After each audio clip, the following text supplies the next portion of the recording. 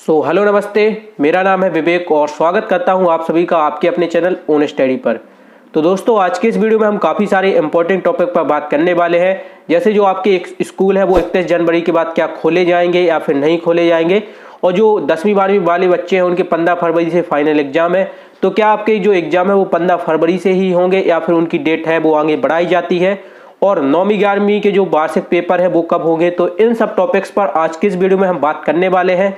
तो वीडियो काफ़ी इंपॉर्टेंट है क्योंकि ये आपके एग्जाम से रिलेटेड है, तो वीडियो पूरा जरूर देखना। और हाँ, अगर अभी तक आपने हमारे चैनल को सब्सक्राइब नहीं किया है तो चैनल को सब्सक्राइब कर लेना, जिससे आपको हमारी जो नई वीडियोज है उनकी नोटिफिकेशन आप तक पहुंच सके, और एमपी बोर्ड की जितनी भी जानकारी है वो आप सभी तक पहुंच सके। तो चैनल को सब्सक्राइब जरूर कर लेना।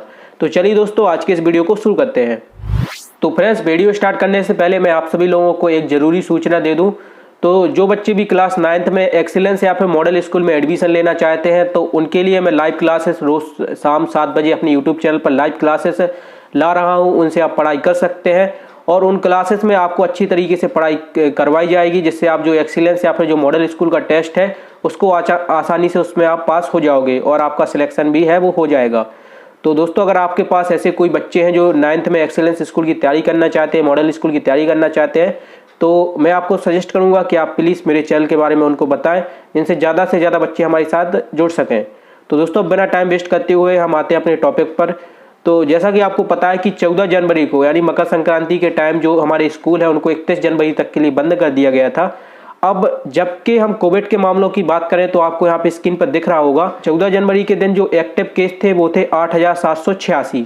ठीक है, 8,786 केसेस एक्टिव थे, और जो एवरेज केसेस आ रहे थे डेली के वो आ रहे थे 3,073 केस, है ना।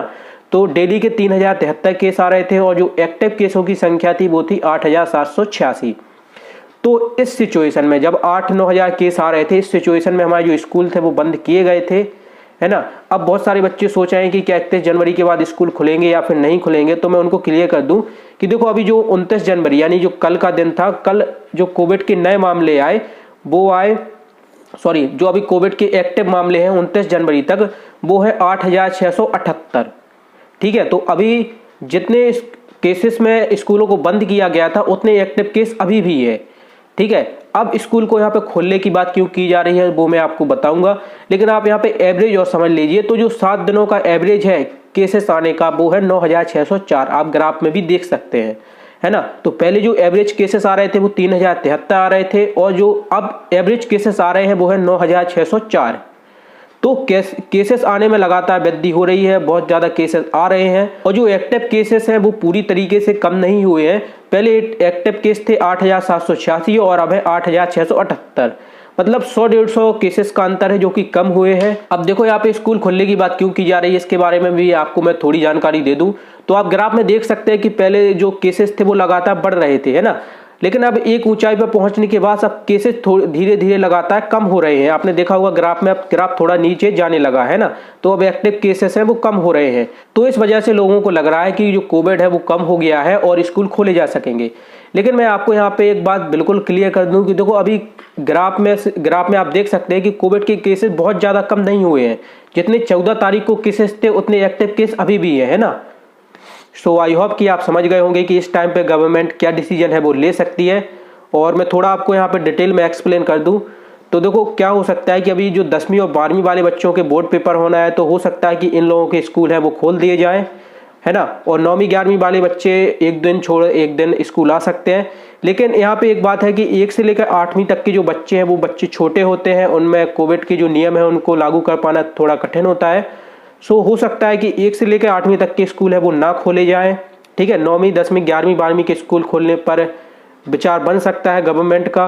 अब जैसे कि हमारे मुख्यमंत्री श्री शिवराज सिंह चौहान जी ने कहा है कि अभी 31 तारीख को या फिर आज ही वो एक मीटिंग लेंगे और उस मीटिंग में वो डिसाइड करेंगे कि क्या स्कूल खोलना है या फिर नहीं खोलना है ना।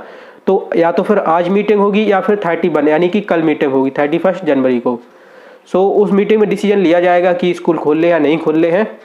अब यहाँ पे एक बात और निकल कर आती है कि क्या जो 10वीं 12वीं वाले बच्चे हैं उनके जो पहले जो उनका टाइम टेबल आया था कि आपके जो पेपर है वो 15 या 16 फरवरी से होंगे, तो क्या 10वीं 12वीं वाले बच्चों के जो पेपर है वो 15-16 फरवरी से लिए जाएंगे, या फिर उनको 1-2 महीने का चांस और दिया जाएगा पढ़ाई करने के लिए, क्योंकि स्कूल बंद रहने से बच्चे पढ़ाई नहीं कर पाए हैं। तो यहाँ पे मैं आपको एक बात क्लियर कर दूं कि देखो 15 या 16 फरवरी से बच्चों के पेपर नहीं होना है ना। ये बात 100% इसकी गारंटी है कि बच्चों के पेपर 15 या 16 फरवरी से या फिर फरवरी के महीने में नहीं होना है।